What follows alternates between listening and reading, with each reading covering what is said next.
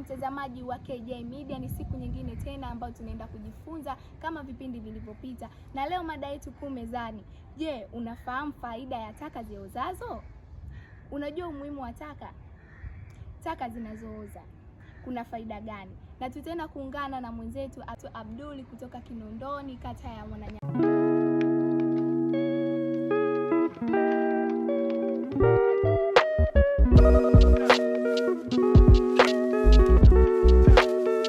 Jina naitwa Abdul Ali, ni bwana shamba, na sasa tutaenda kuwaelezea namna gani tunaweza kutumia taka kutengeneza mbolea na faida zake. Hatua ya kwanza ni kukusanya takataka na kuandaa shimo kwa ajili ya kuziandaa kwa ajili ya matumizi. Takataka ambazo tunaenda kuzitumia ni kama mabaki ya chakula, ikiwemo mabaki ya maganda ya matunda pamoja na majani makavu. Pia ili kuandaa mbolea unatakiwa upate eneo zuri, ikiwa kama ni shimo au la. Tukishachukua mbolea zetu, tukishaziandaa, tutaenda kupeleka shambani, ambapo hapo tutaweka ndani ya siku 6 mpaka miezi 3 zitakuwa tayari kwa ajili ya kutumika.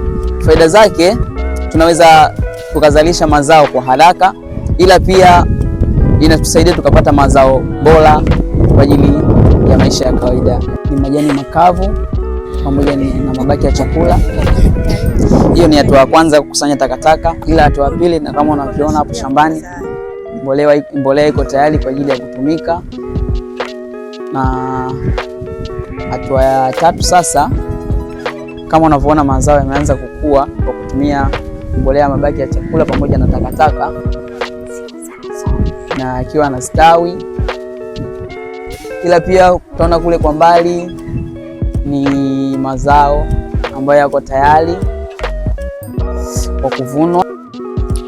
Na huyo alikuwa Bwana Ali kutoka katika wilaya ya Kinondoni, kata ya Mwananyamala. Ametoka kuelezea ni faida gani anazipata kutumia taka zinazooza.